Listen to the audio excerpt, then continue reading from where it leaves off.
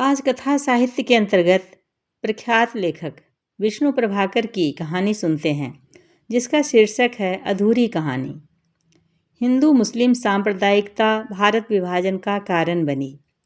इस कहानी में इसी संदर्भ में मुस्लिम मानस का ऐतिहासिक विश्लेषण किया गया है। सामाजिक परहेज ने मोहब्बत की जड़ें खोदी और नफरत करना सिखाया। आइए सुने अधूरी कहानी। नारों की आवाज़ धीरे धीरे धीमी फिर बहुत धीमी पड़ गई। प्लेटफॉर्म की भीड़ छटने लगी और सब लोग अपनी अपनी सीट पर आ बैठे। इसी बीच एक मुस्लिम युवक एक हिंदू सज्जन से उलझ पड़ा था। युवक कह रहा था, हम पाकिस्तान नहीं चाहते, लेकिन कांग्रेस ने मजबूर कर दिया है। हम अब उसे लेकर छोड़ेंगे। हिंदू साहब ने तल्खी से जवाब दिया, पाकिस्तान? जो पाकिस्तान आप 600 बरस की हुकूमत में ना बना सके, उसे अब गुलाम रहकर बनाना चाहते हैं?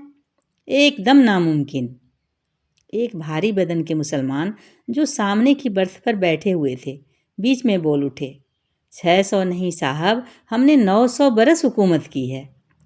जी हाँ, 900 बरस। और उन 900 बरस में हिंदू बराबर हमसे नफरत करते रहे। जी, क्या कहा आपने? हिंदू साहब बोले, नफरत करते रहे? जो जुल्म करता है उससे नफरत की जाती है, प्यार नहीं। उन मुसलमान भाई ने बड़े अदब से कहा, जुल्म क्या है इस पर सबकी अलग अलग राय है, पर मेरे दोस्त, आप लोगों ने हमें सदा दुरदुराया। हमारी छाया से भी आपको परहेज था। माना हम जालिम थे, पर जालिम के पास भी दिल होता है, वह कभी न कभी पिघल सकता है। लेकिन परहेज सदा मोहब्बत की जड़ खोदता है, वह नफरत करना सिखाता है। आपने हमसे नफरत की और चाहा कि हम आपसे प्यार करें। यह कैसे हो सकता था? माफ़ करना, मैं आप लोगों की कदर करता हूँ। मैं मेल जोल का पूरा हामी हूँ, पर आप बुरा न माने तो एक बात पूछना चाहूँगा। हिंदू भाई की तेजी और तल्खी अब कुछ घबराहट में बदलती जा रही थी, और दूसरे मुसलमान साहब अजीब अदा से मुस्कुराने लगे थे। तो भी उन्होंने कहा, जी ज़रूर पूछिए। वह मुसलमान भाई निहायत शराफत से बोले, अछूत हिंदू हैं, पर आप उन्हें ताकत सौंप दीजिए, तब मैं पूछता हूँ, वह आपसे प्यार करेंगे या नफरत? हिंदू भाई सिटपिटाए, उन्हें एकाएक जवाब ना सूझा। मुसलमान साहब उसी संजीदगी से कहते रहे, मैं जानता हूँ आज आप उन्हें अपने बराबर मानते हैं। मेरे ऐसे हिंदू दोस्त हैं जो इंसान इंसान के बीच के भेद को दुनिया का सबसे बड़ा पाप समझते हैं। पर मेरे दोस्त, भेद की इस लकीर को बराबर गहरी करने में जाने या अनजाने जो लोग मदद करते आए हैं, उनके पापों का फल तो आपको भुगतना ही पड़ेगा।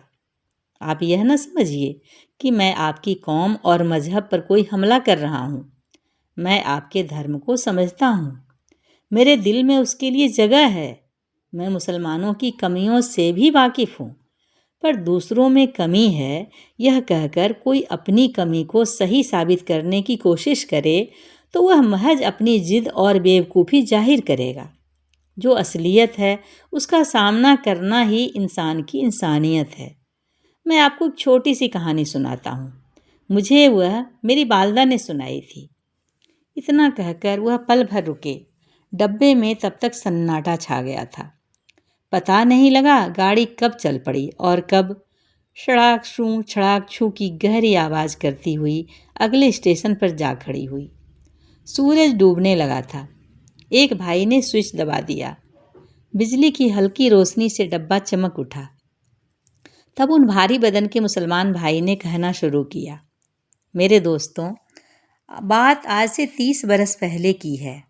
हमारे सूबे में एक छोटा सा कस्बा है, उसमें हिंदू मुसलमान सभी रहते हैं। वह सदा आपस में मोहब्बत करते थे, एक दूसरे के दुख सुख के साथी थे, लड़ते भी थे, पर वह लड़ना प्यार की तड़प को और भी गहरा कर देता था। हिंदुओं के त्योहारों पर मुसलमान उन्हें बधाई देते थे। मौसम की पैदावार का लेना देना चलता था। होली जलती तो जौ की बालें पहुंचाने का जिम्मा मुसलमानों पर था। ईद के दिन हिंदू अपनी गाय भैंसों का सारा दूध मुसलमानों में बांट देते थे। सवेरे ही दूध दूहकर वह अपने अपने दरवाजों पर खड़े हो जाते और थोड़ा थोड़ा दूध सब मुसलमानों को देते। उस दिन उनके हारों से धुआं नहीं निकलता था, लेकिन उनके दिल की दुनिया खिल उठती थी। मैं नहीं जानता यह रिवाज कब और कैसे चला। इसकी बुनियाद जुल्म पर भी हो सकती है, पर उन दिनों यह मोहब्बत, इंसानियत और हमदर्दी का सबूत बन गया था। जो हो, उस साल भी ईद आई। मुसलमानों के घर जन्नत बने, उनके बच्चे फरिश्तों की तरह खिल उठे। लेकिन दुनिया आखिर दुनिया है। यहाँ जिंदगी के बगल में मौत सोती है। रंज हमेशा खुशी का दामन पकड़े रहता है। इसीलिए जब सब लोग हंस रहे थे, एक घर में एक बालक दुखी मन चुपचाप अपनी अम्मा की चारपाई के पास बैठा था। उसकी अम्मा फातिमा बीमार थी। उसकी सांस फूल रही थी। वह बेचैन हाथ पांव फेंक रही थी। लेकिन यह बेचैनी बुखार की इतनी नहीं थी जितनी खाविंद की याद की। पर साल अहमद का बाप जिंदा था तो घर में फुलवाड़ी खिली थी। वह अचानक एक दिन खुदा को प्यारा हुआ। घर वीरान हो गया। आज ईद आई है, लेकिन एकाएक फातिमा को न जाने क्या सूझा। वह उठकर बैठ गई। उसने हाँफते हाँफते कहा, मेरे बच्चे, कितना दिन चढ़ गया, तू दूध लेने नहीं गया? अहमद ने सिर हिलाकर कहा, नहीं अम्मी। फातिमा के दिल पर चोट लगी। उसकी आंखें भर आईं। वह अपने को कोसने लगी, मैं कैसी कमीनी हूँ। साल का त्योहार आया है और मेरा बच्चा इस तरह मोहताज बेबस बैठा है। नहीं नहीं, आज ईद मनेगी, जरूर मनेगी। और उसने कहा, जा अहमद, तू जल्दी जाकर दूध ले आ, मैं तब तक तेरे कपड़े निकालती हूँ। जा जल्दी कर मेरे बच्चे। बच्चे ने एक बार अपनी माँ को देखा और फिर चुपचाप बाल्टी उठाकर बाहर चला गया। लेकिन बहुत देर हो चुकी थी। सब लोग दूध बांटकर अपने अपने काम में लग गए थे। रास्ते में उसके साथी हंसते हंसते लोटे और बाल्टी दूध से भरे चले आ रहे थे। उन्होंने उसे देखा और अचरज से कहा, अरे तुमने बहुत देर कर दी, तुम अब तक कहाँ सो रहे थे? अब तो सब दूध बढ़ चुका है मियाँ, अब जाकर क्या करोगे? अहमद सुनता और उसका दिल बैठने लगता, लेकिन उनकी बात ठीक थी। वह जिस दरवाजे पर जाता वहाँ फर्श पर पड़े दूध के छींटों के अलावा उसे कुछ नहीं मिलता। तब सचमुच उसका दिल भर आया। आंखें नम हो उठीं, लेकिन फिर भी उम्मीद की डोर पकड़े वह आगे बढ़ता चला गया कि अचानक एक दरवाजे पर किसी ने उसका नाम लेकर पुकारा, अहमद, अहमद। अहमद ने रुककर देखा। पुकारने वाला उसके स्कूल का साथी दिलीप है। वह उसी की जमात में पढ़ता है। उसकी आवाज़ सुनकर अहमद ठिठक गया। दिलीप दौड़ कर आया, बोला, तू अब तक कहाँ था? तेरी बाल्टी खाली है। अहमद की आवाज़ भर्रा रही थी। उसने कहा, अम्मी बीमार हैं, मुझे देर हो गई। तो दूध बिल्कुल नहीं है ना। फिर कई पल तक वह दोनों उसी दरवाजे पर, जहाँ आधा घंटा पहले दूध लेने वालों की आवाज़ गूंज रही थी, चुपचाप खड़े रहे कि अचानक दिलीप को कुछ सूझा। वह अंदर दौड़ा गया। जाते जाते उसने कहा, तू यहीं ठहर, मैं अब भी आया। अंदर वह सीधा अपनी माँ के पास पहुँचा और धीरे से बोला, भाभी, कुछ दूध और है क्या? उसकी माँ बोली, हाँ है, तेरे और मुन्ने के लिए है, तू पिएगा? नहीं। अचरज से माँ बोली, तो? दिलीप नहीं बोला। अरे बात क्या है, बता तो। अहमद को दूध नहीं मिला। कौन अहमद? वह मेरे साथ पढ़ता है, उसकी माँ बीमार हैं, इसलिए उसे देर हो गई। कहते कहते दिलीप ने अपनी माँ को ऐसे देखा जैसे उसने कोई कसूर किया हो, पर माँ का दिल खुशी से भर आया। वह मुस्कुराई। उसने दूध का भरा लोटा उठाया और कहा, चल बता, कहाँ है तेरा दोस्त? दिलीप ने तब खुशी की छलांग लगाई। माँ बेटे दरवाजे पर आए। अहमद उसी तरह खड़ा था। दिलीप ने हंसते हंसते कहा, अहमद, बाल्टी ला, जल्दी कर। दिलीप के लोटे का दूध अहमद की बाल्टी में क्या आया, उसकी मोहब्बत अहमद के दिल में समा गई। माँ ने पूछा, तेरी माँ बीमार है? जी। तो सेवैयाँ कौन बनाएगा? वही बनाएंगी। अच्छा, हमें भी खिलाएगा ना? अहमद ने सिर हिलाकर कहा, ज़रूर। माँ हंस पड़ी, बोली, भगवान तेरी माँ को जल्दी अच्छा करेगा। जा घर जा, जल्दी आता तो और भी दूध मिलता। और फिर दिलीप का हाथ पकड़कर उसकी माँ अंदर चली गई। उसका दिल बार बार यही कह रहा था, परमात्मा मेरे बच्चे का दिल सदा इसी तरह खुला रखना। उधर अहमद फूला फूला घर आया। दरवाजे में घुसते उसने पुकारा, अम्मी मैं दूध ले आया। फातिमा खिल उठी, ले आया? बहुत अच्छा बेटा, कहाँ से लाया? अहमद खुशी से बोला, अम्मी बहुत देर हो गई थी, सब दूध बढ़ चुका था, लेकिन दिलीप ने अपनी माँ से जाकर कहा और फिर वह मुझे इतना दूध दे गई। फिर एकदम बोला, अम्मी दूध थोड़ा तो नहीं है, बहुत है मेरे बेटे, इतना ही बहुत है। हाँ अम्मी, सब दूध बढ़ चुका था, यह उसके अपने पीने का दूध था। अपने? हाँ, अपने और छोटे भाई के जरा सा रखकर सब उसने मुझे दे दिया। फातिमा का दिल भर आया, गदगद होकर बोली, खुदा उसका भला करे, उसने गरीब की मदद की है। और फिर उन्होंने खुशी खुशी ईद मनाने की तैयारी की। फातिमा का बुखार हल्का हो चला। उसने अहमद को नहलाया और कपड़े बदले। किसी तरह वह उसके लिए कुर्ता पाजामा तो नया बना सकी थी, पर जूता पुराना ही था। उसे तेल से चिपड़कर चमका दिया और टोपी पर नई बेल टांग दी। अहमद खुश होकर बाहर साथियों में चला गया। नमाज पढ़ने जाना था और उसके बाद मेला भी देखना था। सबकी जेबों में पैसे खनखना रहे थे, सबकी आंखें चमक उठी थीं, सबके मन उछल उछल कर मिठाई और खिलौनों की दुकानों पर जा पहुंचे थे। अगरचे अहमद के पास बहुत कम पैसे थे, पर क्या हुआ, उसका दिल तो कम खुश नहीं था। कम होता क्यों? अम्मी ने उसे बताया था कि उसके अब्बा दिशावर गए हैं बहुत रुपये लेने, अगली ईद पर लौटेंगे, जैसे नियाज के अब्बा लौटे थे। यह क्या कम भरोसा था? इसी भरोसे को लेकर वह ईदगाह पहुंचा। वहां उसने हजारों इंसानों को एक साथ नमाज पढ़ते देखा। उसके बाद उसने मेले की सैर की। चाट, मिठाई, फल, खिलौने, सभी तरह की दुकानों की उसने पड़ताल की।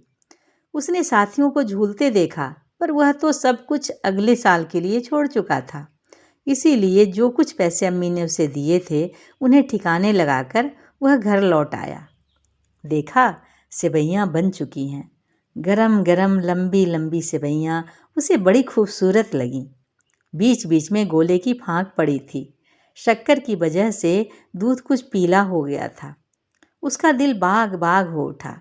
फातिमा ने प्यार से उसे देखा और कहा, मेरे बच्चे, जा कटोरा ले आ और खाला के घर सेवइयाँ दे आ, फिर मामू के घर जाना और फिर। अहमद बोला, सबके घर देते हैं? हाँ बेटा, वे भी तो हमें भेजेंगे। अच्छा अम्मी, मैं अभी दे आता हूँ। और फातिमा ने दोनों कटोरों में सेवइयाँ भरी और उन पर रुमाल ढक दिया कि कहीं चील झपट्टा न मार ले। अहमद पहले एक कटोरा उठाकर चला, लेकिन जैसे वह दरवाजे के बाहर हुआ, उसे एक बात याद आ गई। सेवइयाँ सबसे पहले दिलीप के घर देनी चाहिए। उसने मुझे दूध दिया था, अपने हिस्से का दूध। बस उसने अपना रास्ता पलटा।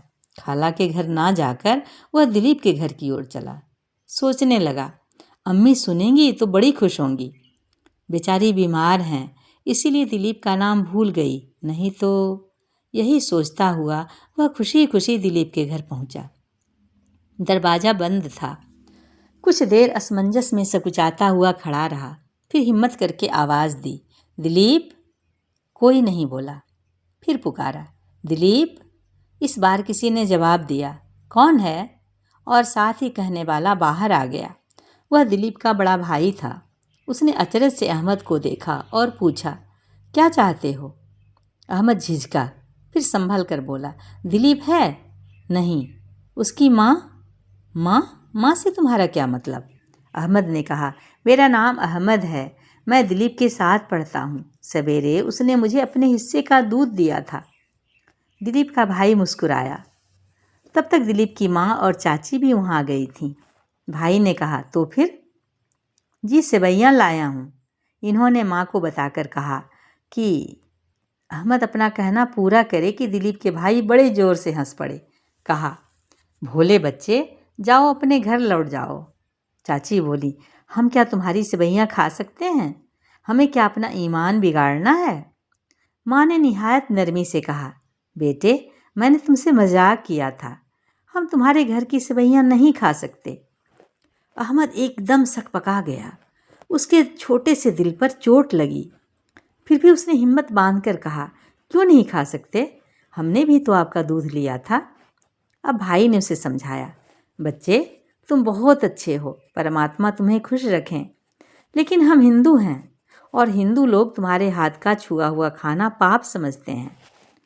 अहमद पाप पुण्य नहीं समझता था। उसे हिंदू मुसलमान के इतने गहरे भेद का अभी तक पता न था। वह सिर्फ दिलीप और उसकी माँ की मोहब्बत की बात सोच रहा था। लेकिन यह बात सुनकर उसका दिमाग चकराने लगा। वह खिसिया गया और जैसे ही घर जाने को मुड़ा, उसका हाथ कांपा। सेवइयों से भरा कटोरा जोर की आवाज़ करता हुआ वहीं उसी चौकी पर गिर पड़ा जिस पर सवेरे सवेरे दिलीप और दिलीप की माँ ने दूध के रूप में अपनी मोहब्बत अहमद के दिल में उड़ेल दी थी। सेवइयाँ चारों तरफ फैल गईं और अहमद की मोहब्बत पैरों से रौंदे जाने के लिए वहीं पड़ी रह गई। सहसा यहीं आकर कहानी को रुक जाना पड़ा। गाड़ी स्टेशन पर आ गई थी और मुझे यहीं उतरना था।